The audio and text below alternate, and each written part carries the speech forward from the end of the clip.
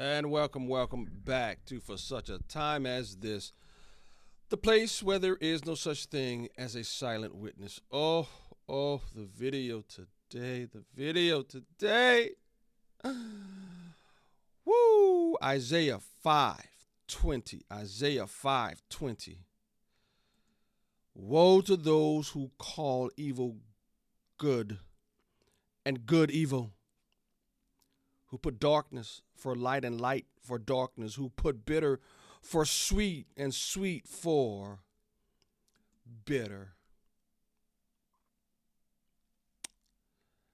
Something is going on in American politics.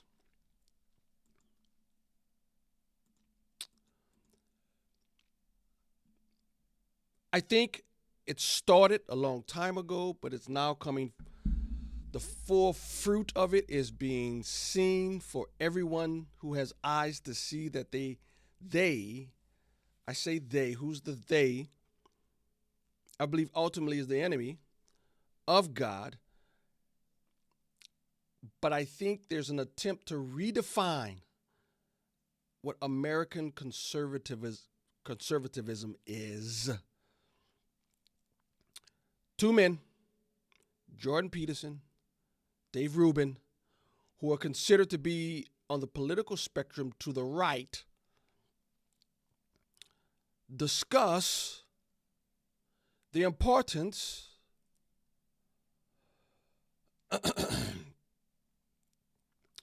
of breastfed babies. And David Rubin is going to discuss that within the context of his homosexual marriage.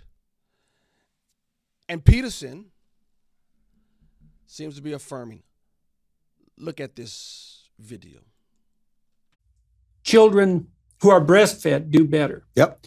I believe that 1 year of breastfeeding is equivalent to, I think breastfed kids have a 5-point IQ advantage, and 1-point IQ is worth 1 year of education. I have basically. 2 freezers in my garage, 2 industrial freezers full of breast milk. Right, That's right. Who, So- David so- has done all the research on this. Right. So Yep. another complication, but okay. And so, but roughly speaking, women tend to do the nurturing thing more and men do the encouraging thing more. So now the question is, how do you mediate? How do you manage to fulfill both those roles in the absence of a heterosexual arrangement? Now, Yes. you know David pretty well, and we've been out to dinner with Tammy many times. Yeah. And you know him. He is incredibly warm and nurturing and loving and deeply cares about all of those things. And I'm telling you, he is reading about skin-to-skin contact Yeah, every day yeah. and all of the breast milk stuff and everything. And I know he will have a huge percentage of the stuff that a mother would bring. But I also know Right. it's not all of it.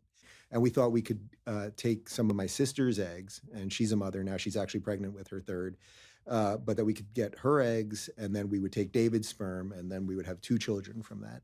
After a long time of talking, about a year debating that back and forth and going through all that, there were a lot of ethical and moral issues. And my sister then would be the biological mother of my children. I mean, there were all sorts of things that we Right. were about to traverse. Right. And that's all that- uncharted territory, right? The average person who was protesting at Stonewall, if you would have said to them, the average person that was 35 years old that was at a bar at Stonewall, I want to be able to go to a bar that has windows maybe that aren't blocked out, that isn't underground, and all of these things, and be in a relationship that I don't have to hide or whatever.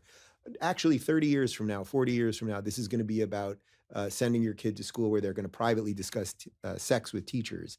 They would As a never prodrome believe to it. hormonal transformation and surgery. That I think had the world not shifted to be a little bit kinder, had I not maybe been on tour with you and come to some of these realizations or found someone in the world that I wanted to put their needs above my own, that I could have been left to a life that would have been sort of purely narcissistic. Could have been left to a life that's purely narcissistic. Could have been. They're discussing ethics within a homosexual marriage, skin-to-skin contact with the child as they take the breast milk out of a freezer within a homosexual marriage, as if all of that is good, moral, and ethical. Woe to those who call evil good and good evil, who put darkness for light and light for darkness, who put bitter for sweet and sweet for bitter. What you saw there was a discussion with an effort to turn darkness into light.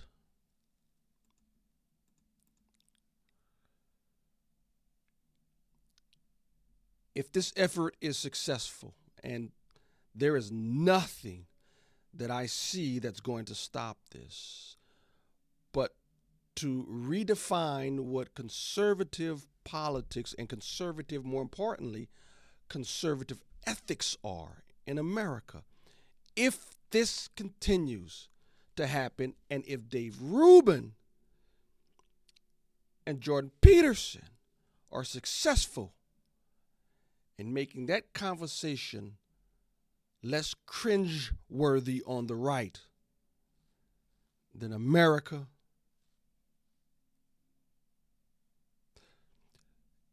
if conservatism continues to divorce itself from Christian ethics and Christian morals,